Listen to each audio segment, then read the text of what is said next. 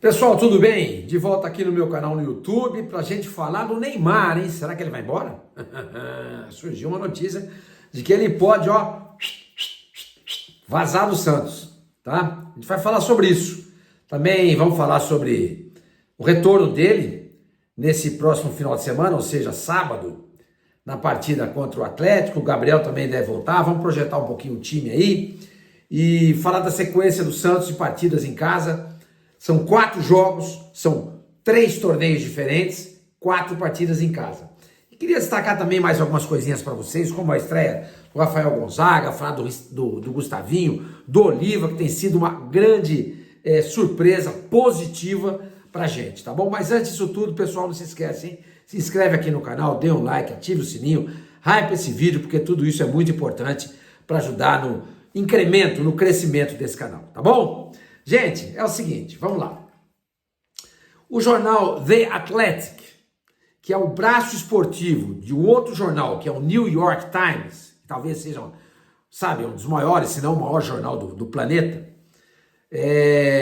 o The Athletic noticiou na edição desta quinta-feira que o FC Cincinnati está interessado em contratar o Neymar.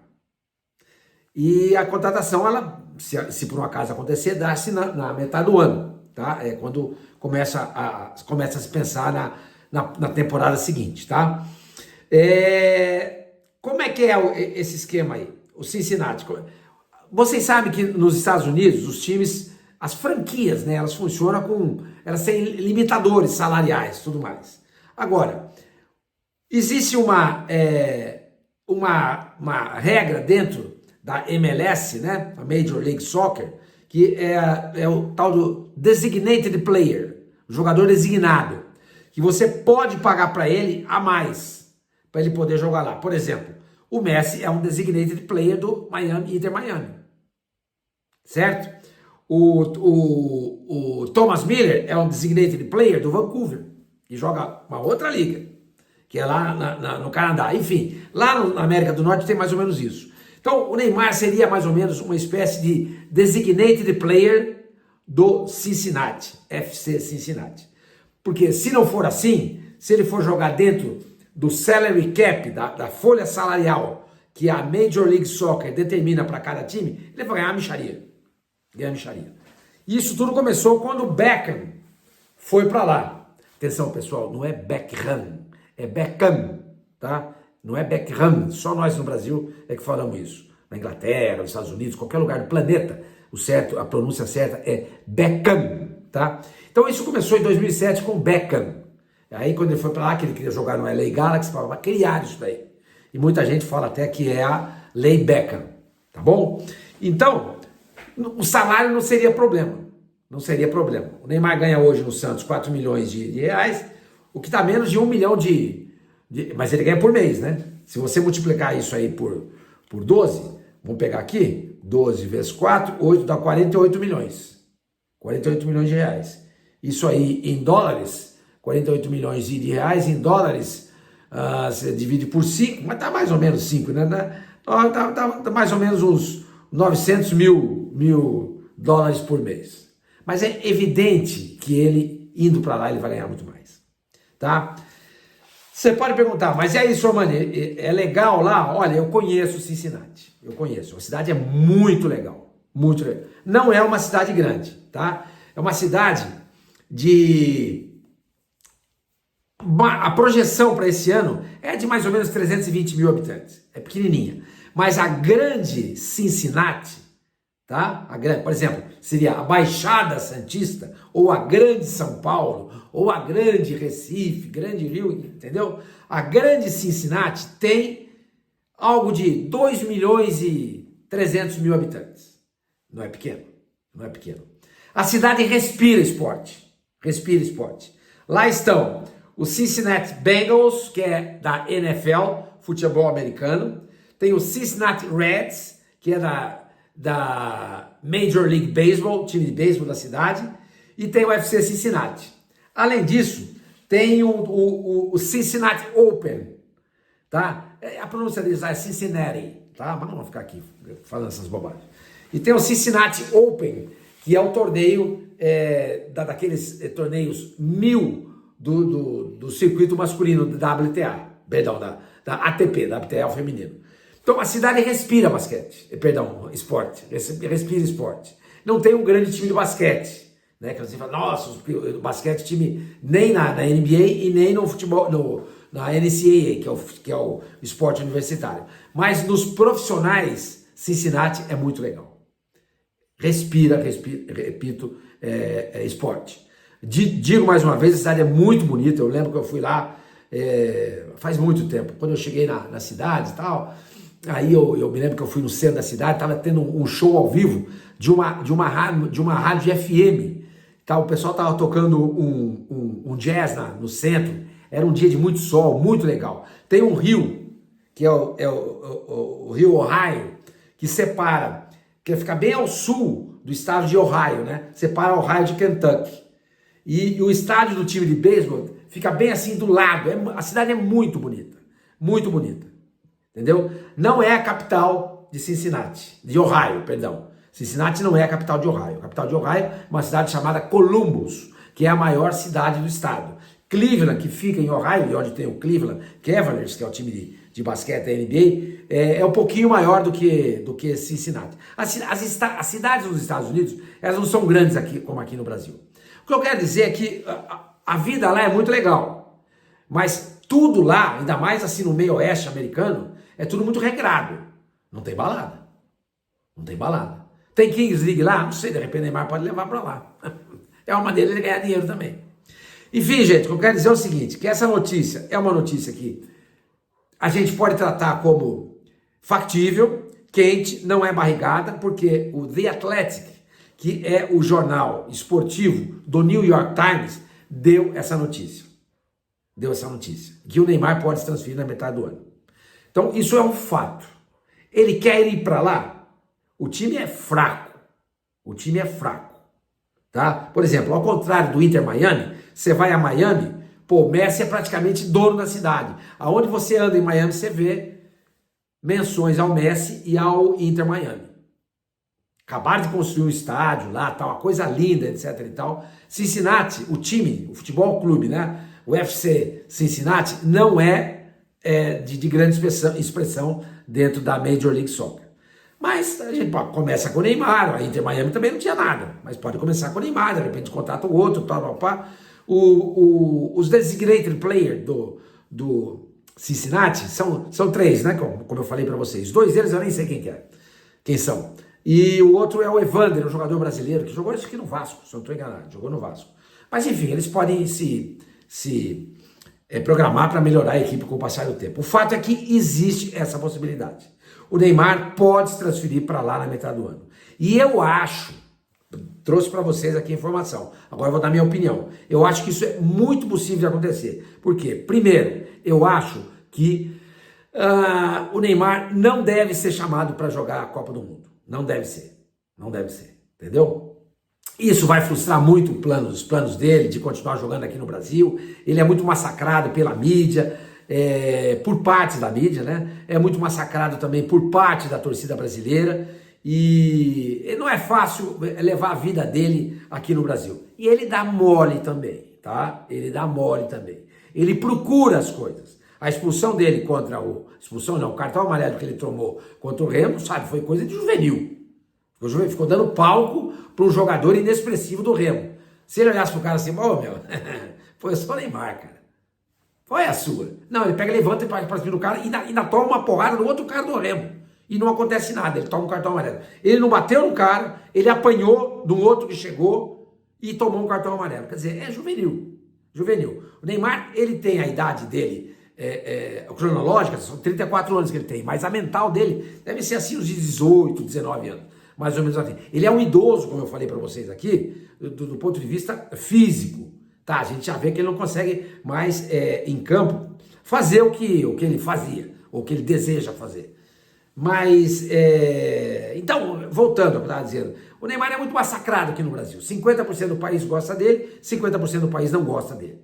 Indo para lá, ele vai ter uma vida muito sossegada. Não sei se vocês viram outro dia um vídeo que o Messi postou, ele andando no supermercado lá em Miami. Puta, sossegado, Os caras nem sabem que é ele. A cidade gira em torno dele, sim, mas nesse tipo de coisa, o jogador tem muita tranquilidade lá. O jogador de soccer, né, o futebol americano, o futebol do resto do mundo, ele não tem a mesma projeção do que o jogador de basquete, por exemplo.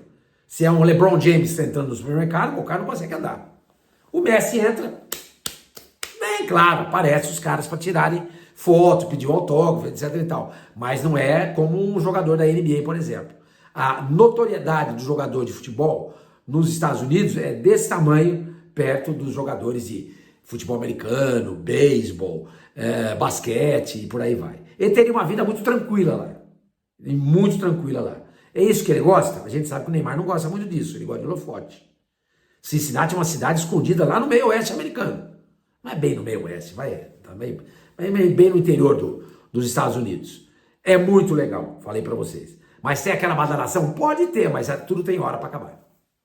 Tudo não tem mais. 3 horas da manhã, existe lá. Não tem, entendeu? Não tem. Em Nova York, você conta nos dedos da mão, Nova York, hein? Os lugares que vai no final de semana. Tudo fecha também. Em nome da segurança, entendeu? E aqui em São Paulo também está acontecendo muito isso. Você vê vários restaurantes, quando dá 11 horas, vem lá o garçom para você, escuta, a cozinha vai fechar. 11 horas da noite. Claro que tem alguns restaurantes em São Paulo que funcionam 24 horas por dia, né? 24/7, né? Como eles falam. Mas existe essa possibilidade, tá? Então vamos ficar atento a isso. Voltando para a nossa realidade, ou seja, para os dias de hoje, o Neymar, que não foi jogar contra o Deportivo Cuenca, e eu até fiz um vídeo pro meu TikTok e Instagram, criticando muito o Neymar. E mantenho tudo que falei. Não falei aquilo porque eu estava irritado por causa do jogo. Eu acho que, de fato, a torcida está começando a perder a paciência com o Neymar. Porque não fazia o menor sentido o Neymar não jogar a partida de quarta-feira contra o Deportivo Cuenca. O Santos foi derrotado por 1-0. O time do Cuenca, eu falei nesse vídeo ontem, torno a dizer, é primitivo. Se a gente formar um time aqui entre nós, a gente joga os caras e a gente ganha. O Santos não conseguiu ganhar. Não conseguiu ganhar. Aliás, o Santos é uma melancolia só, né? 20 jogos no ano, só 5 vitórias. 5 vitórias, nós estamos no mês de abril. 4 meses praticamente, hoje é dia 9, praticamente 4 meses de competição. Janeiro, fevereiro, março e abril. 4 meses. O Santos ganhou 5 vezes. 5 vezes. O que dá 1,5 vitórias por mês. É um absurdo. É um absurdo. Então isso aí também pesa muito, né? O cara olha assim, mas puta, aqui desse mato não vai sair coelho. Né? Não vai sair coelho, mas é difícil. É desanimador jogar no Santos. Desanimador. E o Neymar, ao invés de contribuir muito para isso, para melhorar, ele ajuda muito, ele contribui muito para ajudar o Santos a ficar nesse estado de coisa. Como, por exemplo, não indo lá. O Santos vai ter agora 4 jogos seguidos na Vila Belmiro. 4 jogos seguidos. Vai começar no próximo sábado, dia 10, e vai terminar no dia 22, que é uma quarta-feira. O Santos vai jogar contra o Atlético Mineiro, sábado, 8 horas da noite, na Vila Belmiro. Depois, na terça-feira, vai jogar contra o Recoleta, na Copa Sul-Americana, Vila Belmiro. Depois, na sequência, no domingo, dia 19, pega o Fluminense, Vila Belmiro, também, e pelo Campeonato Brasileiro, assim como o Atlético Mineiro. E depois, na quarta-feira, dia 22 de abril, o Santos vai jogar contra o Coritiba pela Copa do Brasil. O Santos tem a obrigação de ganhar esses 4 jogos, para dar uma resposta para o seu torcedor. Porque o que o torcedor do Santos sofre e tem sofrido é uma coisa impressionante. Porque esse time do Santos é um time safado. Ah, senhor Manuel, você não falou que o elenco é bom? É bom, é bom. Só que os jogadores parecem que não querem nada com nada. E o treinador também não ajuda. Então, por exemplo, o Rolenzer, no jogo contra o Cuenca, ele fez ótimas jogadas e jogadas pífias. O cara não joga. O cara não joga. Tudo porque os técnicos não conseguem montar um sistema de jogo onde ele possa ter 3 jogadores que marcam meia boca. Quais seriam esses 3 jogadores? Rolenzer, Neymar e Gabriel. São 3 jogadores. Porque no futebol de hoje, todo mundo tem que marcar. Todo mundo tem que atacar e marcar. Todo mundo tem que atacar e marcar. E você já tendo o Gabriel e o Neymar, você tem 2 a menos. E com o Roleiser seriam 3. Porque o Roleiser não marca. O Neymar não marca e o Gabriel não marca. Agora, você tem que montar um sistema de modo a privilegiar esses caras. Porque o jogo não é só defender. O jogo é defender e atacar. Mas se você ataca bem e você marca bem o adversário, você tem a bola sob seu domínio, boa parte do jogo, e você vai sofrer menos do que você sofre, mesmo tendo 11 ou 10 jogadores de linha marcando. Tudo é questão de posicionamento e treino. Eu sempre falo do Barcelona do Guardiola. Só tinha um jogador naquele time que marcava. O Busquets. O Iniesta. O Xavi. O Messi nem pensar. Neymar também voltava, mas naquela época tinha mais saúde, hoje não dá. E o Suárez também fazia lá, me engana que eu gosto. Mas o time era um time que sabia, fazia o jogo de bem compactado, de compactação, pressionando, sufocando o adversário, induzindo o adversário ao erro. Isso é treino. Ah, Sormani, mas não tem tempo para treinar. É verdade.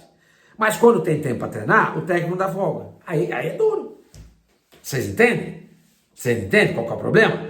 Não tem tempo para treinar. Verdade. Quarta, domingo. Quando você tem um período onde você pode treinar, os caras dão 2, 3 dias de folga. Quando não 4. Então, quer dizer, é uma somatória de fatores que prejudicam a aparição desse trio, que seria muito legal. Roleiser, Neymar e Gabriel.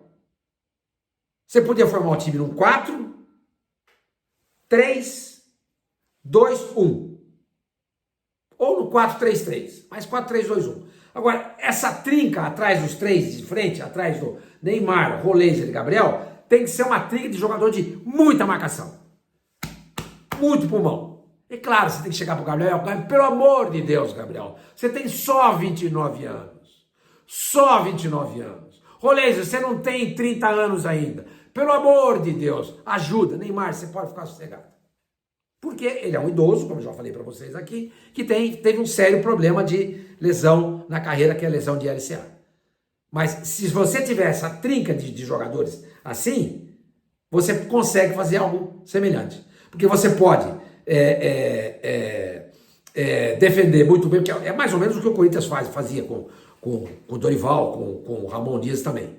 Você pega lá 3 jogadores de muita saúde e pulmão, você tem já o Oliva, você tem o Gustavinho, aí você precisa pegar outro cara para marcar bastante, pode ser um bom tempo. Você que chegar, bom tempo, vem cá, você vai treinar agora, desarme. No basquete você tem treino de arremesso, você tem treino de passe, você tem treino de lance livre, você tem treino atrás da linha de 3 pontos, você tem treino de fazer o pick and roll, você tem o treino de corta-luz, você tem o treino de troca de marcação, você treina. Você poderia perfeitamente aperfeiçoar a marcação do bom tempo se você fosse um treinador que olhasse para isso e soubesse ensinar para o jogador o que ele tem que fazer para marcar. Aí você tem que ter no seu elenco, no seu staff, um cara especializado nisso. O Santos tem?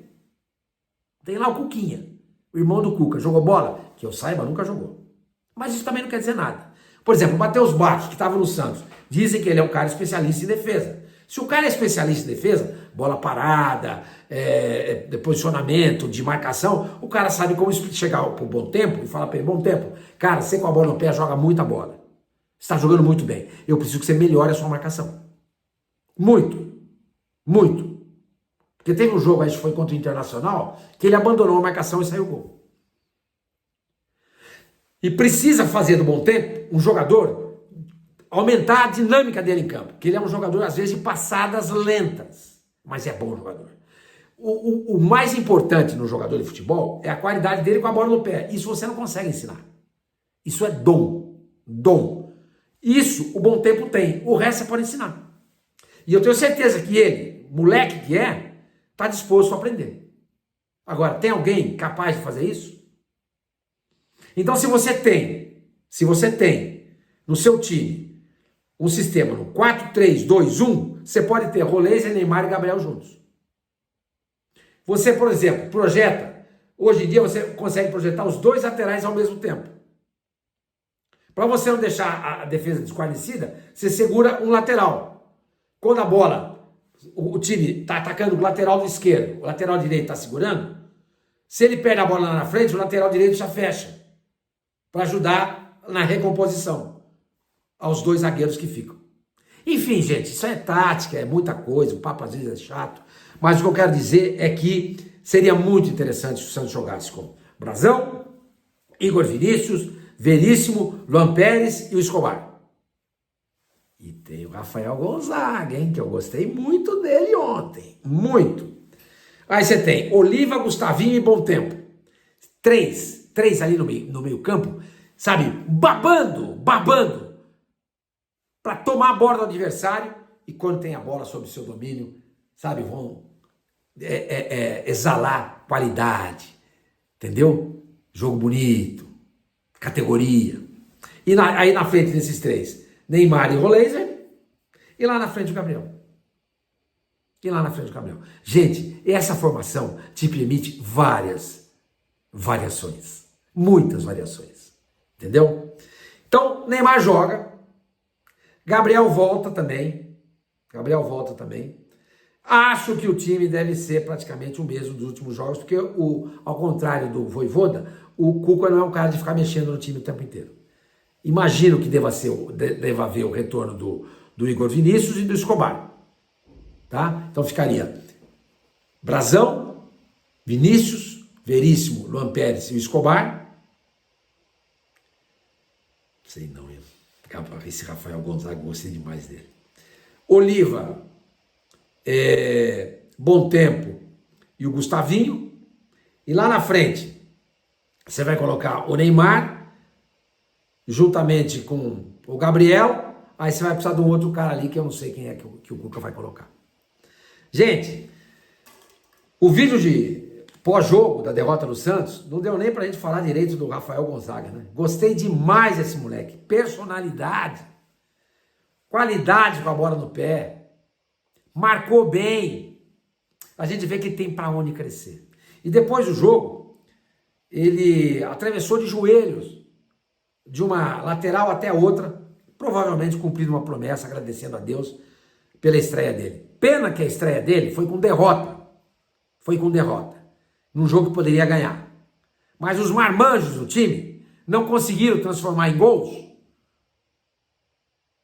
as oportunidades várias que foram criadas. Várias. E o meu amigo Felipe Camargo, no seu Diário do Peixe, gravou.